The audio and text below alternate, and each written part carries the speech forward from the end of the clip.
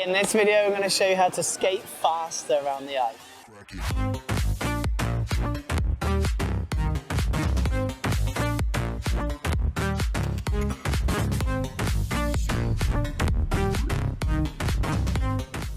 Okay, so we're going to teach you how to skate faster on the ice. I'm going to cover two main areas. One is acceleration, that's getting speed from nothing. The other is maintaining once you've got your speed. And we're going to cover some pushing basics, and I've got some great exercises at the end as well you can use to do some power skating with. So let's get into it. Okay, let's cover some pushing basics. I've got 5 things I want you to think about. The first thing is when we push in skating is that we're trying to use our whole blades. All right, so I'm not using the toe pick, I'm not just using the rocker, I'm using the whole inside edge usually, or outside, but usually skating forward it's inside edge. Pushing the whole blade, okay? So we can lose a bit of power if we only use the front of the blade or like the toe push. Yeah, so it's trying to make sure when you're skating forward, you're also opening your hip, turning out, so your whole blade is engaged in the push fully. So this sort of angle isn't always enough. Sometimes you need to open to get a full T-shaped position with your feet so you can use that whole blade. Okay, so that's the first point, use your whole blade. The second point is keeping your weight on your pushing foot, okay? So quite often we see people trying to skate fast and they're so eager to dive to the next step that they leave the weight off their pushing foot and they get pushes that just don't connect with the ice, don't transfer power down, all the weight's forward and you get no power behind it. So watching this example, I keep the weight on my pushing foot before I take the push. Keep the weight on your pushing foot, on your pushing foot, on your pushing foot. Okay, it must always stay on your pushing foot. So that's number 2. Okay, number 3 is charge your pushes. Charge your pushes. What does that mean? So we just talked about keeping your weight over your pushing foot. That's all well and good. But if you're not charging your push, you're not building up the energy in your muscles ready to take a strong push, okay? So charging basically means that you're bending, you're engaging your muscles here, ready to take a good push.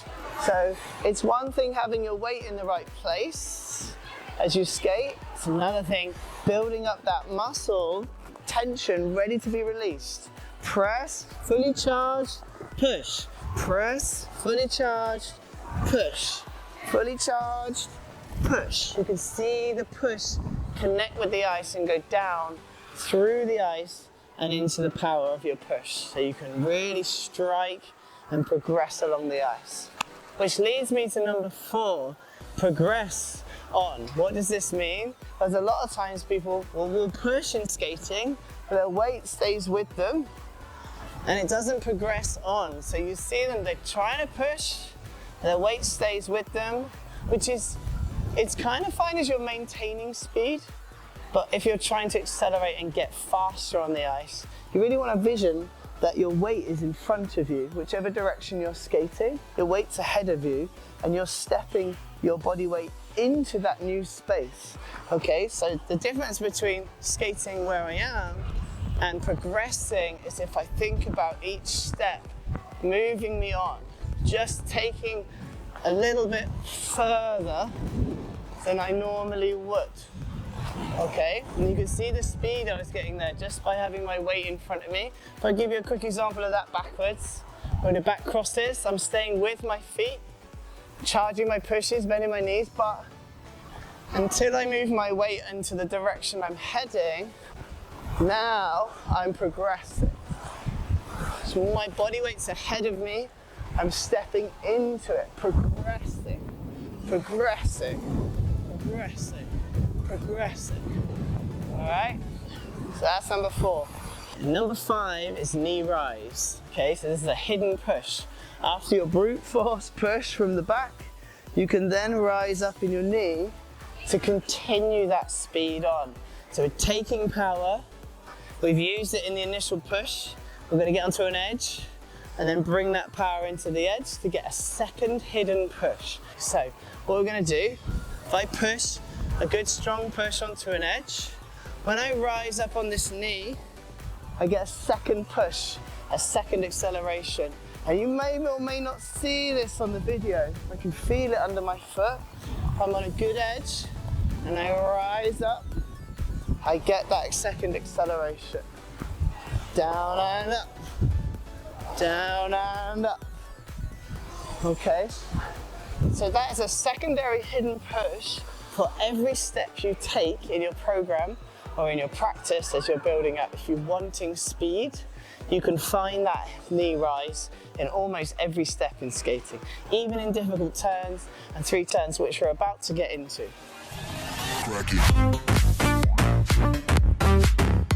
So let's look at accelerating from nothing or from very little speed to a full speed kind of goal, okay? Now I'm going to show you 4 things I think about when accelerating.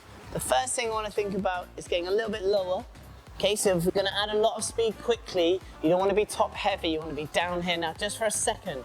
And I know we're into figure skating here, but sometimes to accelerate fast, we can lose a little tiny bit of the nice long leg lines and things like that. Obviously, we want skating to be beautiful and pretty, but if you're just watching this video to learn how to skate faster, we don't need to worry too much about that. So I'm going to get lower in my knee. I'm going to take slightly shorter steps. I'm going to make sure I'm feeling like my body weight is in front of me, and I'm going to use my arms as well. Okay, so let's just talk you through this and we'll build this up.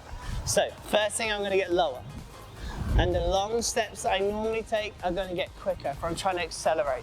I'm going to also bring my arms into this and have my weight in front of me. So I almost feel like I'm falling forward and these steps are catching me. Okay, it's the same thing if we do back crosses. My weight's in front of me, I'm lower, I'm taking faster steps, and I can use my arms as well to help me. Let's break each one down. So to get more speed in skating, you want to be lower down in your knees because that forces these muscles to stay in a charged state. If I come up fully, they're going to lengthen out and relax. They're not going to be engaged, so I stay low so I can keep the power on all the time. The shorter step means I can transfer that power quicker. It takes more energy, but we're talking about acceleration, so we can get a lot of speed much faster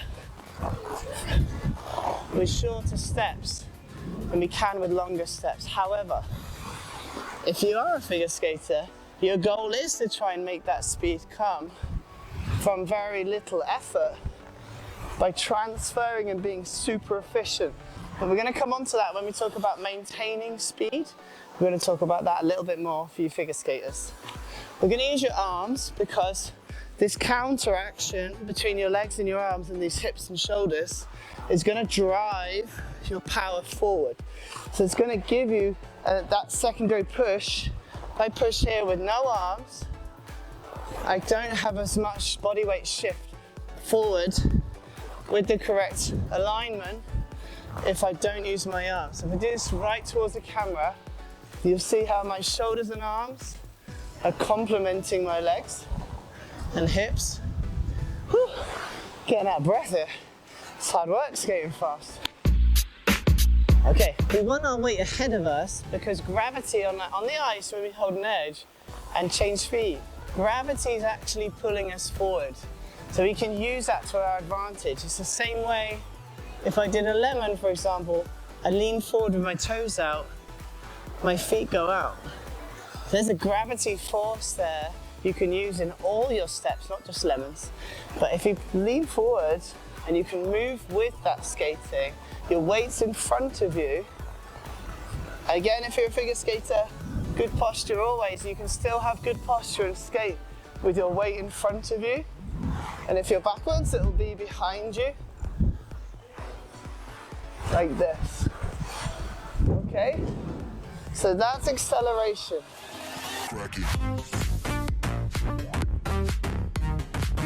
Okay, let's talk about maintaining your speed once you've got up to speed, especially in figure skating. Okay, so you're at full speed and we're trying to maintain that speed throughout your whole routine or program, or you're just trying to keep speed as you're working your way around the ice.